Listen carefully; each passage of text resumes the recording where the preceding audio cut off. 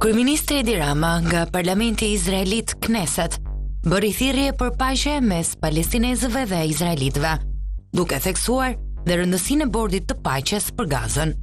Do të kontribojmë me përullësi në bordin e paqes për ta kthyer këtë dritare të re mundësie në një horizont të ri shprese dhe begatie për popullin e Gazës. Në prag të ditës përkujtimore të Holokaustit, Rama solli në vëmendje mikpritjen shqiptare për hebrejt, duke thënë: Gjatë Holokaustit, kur nazistët dërguan zyrtarët e tyre, shqiptarët thanë: "Na, merrni Floririn, por jo hebrejt." Kjo mrekulli që kanë bërë shqiptarët përshkruhet me një fjali: shtëpia e shqiptarit i përket Zotit dhe mikut. Të tratosh mikun është krimi më i pafalshëm që mund të ndodhë. Kemi struhuar dhe iranian, tha Rama, të cilët rrezikuan seriozisht infrastrukturën digjitale të Shqipërisë. Shqipëria ka ofruar mbrojtje për disa mijëra qytetarë iranian.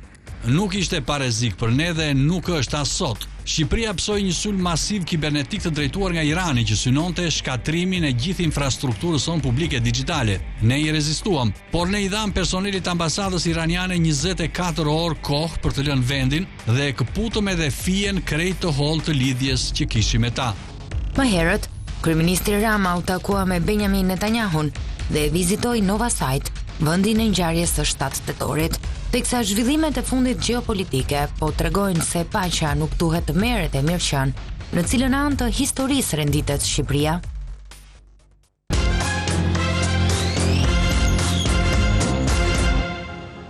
Ture, ka pasur më shumë se sa kaq person nga fjalimi i Ramës, po atë pastaj dua ta diskutoj edhe me ty dhe Mirelën sa i përket mënyrës se si vetë prezantohet ai me fetë ndryshme brenda familjes, me numrin 2 si oratori më i madh global, e pastaj rrim tek politika në çast të parë, pastaj kalojmë ke PR-i Ramës në fund të këtij, le të themi, pjese të dytë. Qëndrojmë tek analiza. Rama në Izrael, protestat e opozitës në numra të mëdhenj që edhe vetë opozita thotë nuk është problem që t'i kemi të mëdhaja, dhe nuk është problem t'i kemi të vogla, mjafton të jemi në shesh, dhe Rama vijon dhe bën përshesh në një mënyrë të caktuar opinionin publik duke dhënë mesazhe që është atje në parlamentin izraelit dhe po ndërton Gazën madje. Kemi pasur vështirësi më të madhe të bëjmë oponencë me opozitën, pra të bëjmë debat me opozitën sesa me majorancën. Majoranca është treguar më tolerante, ka pranuar mendim ndryshe, ka pranuar kritik, ka pranuar cinizëm. Opozita, ashtu si kundër edhe me përfaqësuesit sot, gjithmonë gjen armiq. Acarohet, të shpall mashtrues, të shpall armik, të thot lori këto, mos na tregone këtë, e dim ne ç'bëjmë, këto janë punët tona. Pra, është kompleksuar aq shumë se është mbyllur në një guack dhe lufton vetëm me vetveten. Tani Sali Berisha na tha në protestet e shtunës, si dhe 1 kilometër dhe fituam. Këtu tha shqiptarëve, më thënë ka 13 vjet që ua thot, edhe pak dhe do fitojmë dhe pak do fitojmë. Unë dëgjova analistë ndryshëm sot nëpër media dhe të tjerët që quanin këtë si një lajthitje të Berishës, ndërkohë që nuk është ashtu. Berisha vetëm në këtë rast po na thotë vërtetën. Sepse Berisha dhe pak dhe 1 kilometër dhe vjen prilli dhe do të rivotohet për kryetar të Partisë Demokratike. Dhe për mua këto protesta nuk janë për të rrëzuar Ramën, po janë për të mos rrëzuar Berishën. Pra Berisha është kompleksuar bashkë me të tjerët se mund të dojnë ndonjëri ta sfidojë, sikundër shohim njerëz që kanë dëshirë ta sfidojnë, dhe është e vetmja mënyrë që do t'rregojë njerëzve që unë jam kryetari i opozitës dhe unë do të vdes kryetari i opozitës. Dhe pastaj se si do të presim ne të frymëzohen njerëzit kur në 92-shin kryetari i opozitës është Berisha. Dhe në 2026-ën, mbas 35 vjetësh kryetari i opozitës pra Berisha, kjo pastaj nuk ka përgjigje.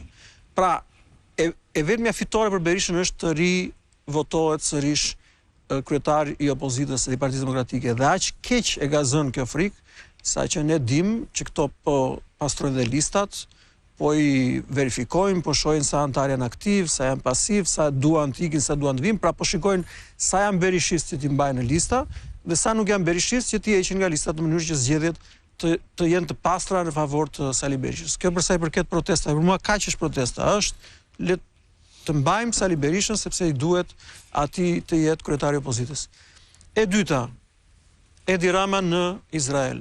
Po themi këto ditë janë ditët më të mira për Edi Ramën, këta merren me frymarrjen, jo po është i qetë në frymarrje, Ai është narcizist dhe ne në dy raste nuk ka frymarrje të rregullt Edi Rama, ose kur mërzitet shumë, ose kur gëzohet shumë, se dhe kur gëzohet shumë ka një azëm, narcizistët janë dhe pak azmatik kur kanë luajtje emocionale. Njihet kjo nga mjekët.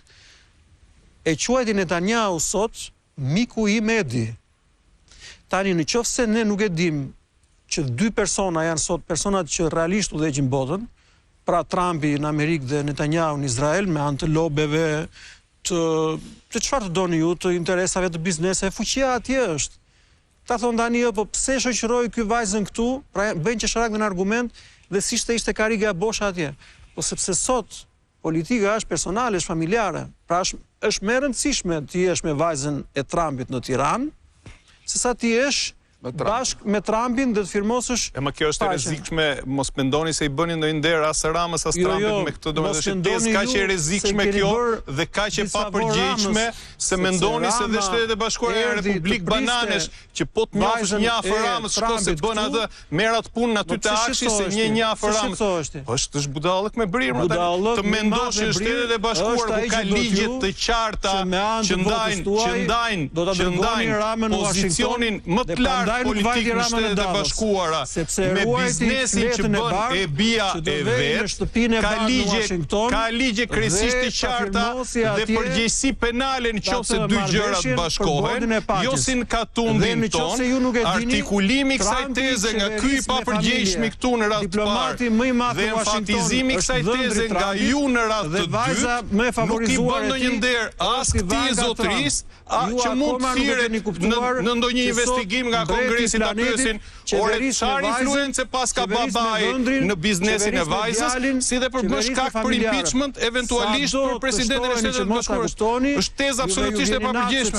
Çfarë janë ata republikë bananesh, si Republika e Edi Ramës, që po të njofësh Ramën, ose po të njofësh shoferin e Ramës, shikon merr një punë aty te Akshi, e çfarë kujton, po është budallëk me Trump. Si artikuloni këtë gjë një me kaq lehtësi? Si artikuloni me kaq lehtësi? Ore, republikë bananesh ju duket juve Shtetet e Bashkuara, ku ka ligj të qartë për ndarjen e përgjegjësisë së presidentit të Shteteve të Bashkuara nga biznesi që bën e bia. Edhe një herë, është tezë e rrezikshme, nëse ju keni informacion që të dyja gjërat ndërthuren, ju mund të thirreni në rast të një komisioni hetimor nëse keni informacione. Bashkë me këtë të papërgjegjshmin këtu. Mos shiko vetëm Ramën, mos e dëgoj vajzën Ramës. Na shikoni dhe ne, ma di doni një budallëk këtë që do bën juve.